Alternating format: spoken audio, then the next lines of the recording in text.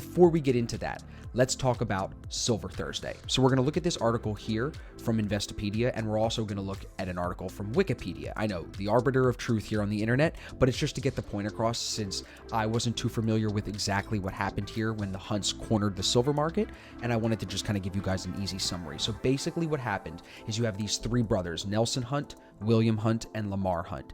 They're the sons of Haroldson Hunt, who was an oil tycoon in Texas.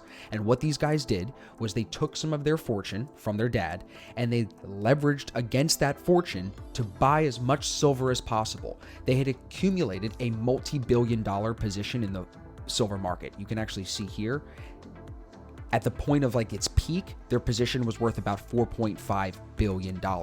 What they were saying is that they actually controlled 1/3 of the silver market that existed in the world.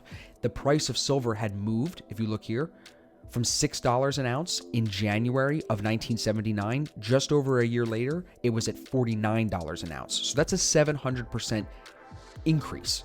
That's typically what we see when we see these squeezes or these bubbles. And what ended up happening was, because they were buying so much of it on leverage, they ended up overexposing themselves. And when the government finally stepped in, as you can see here, it says Uncle Sam steps in.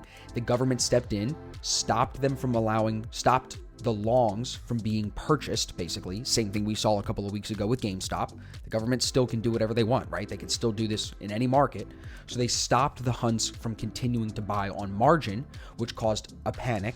People heard rumors that the Hunts were cornered, and the price dramatically fell. It actually says here, the price began to fall, dropping over 50% in just 4 days. So if we look at the silver all-time chart, you can see that squeeze happening right here, where we hit the peak at $49.45 in January of 1980, but then very quickly after that, you can see Tuesday, April 29th.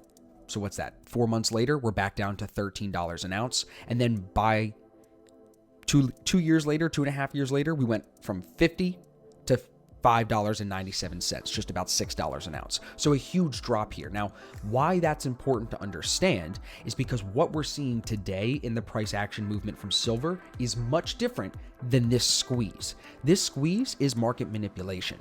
I believe what you're seeing here on the right side of the chart, where you see, in my opinion, a lot more stable price action movement, and of course more volume since about 2006, what you're seeing there is driven by, in my opinion, the green energy movement. We know that electric vehicles and wind energy, solar energy, all of that requires more silver than anything we were building in the early 90s, late 80s, and even early 2000s, even with computers. I think it's the green energy stuff that really requires more of these precious metals, and that's why you're seeing the value start to increase. So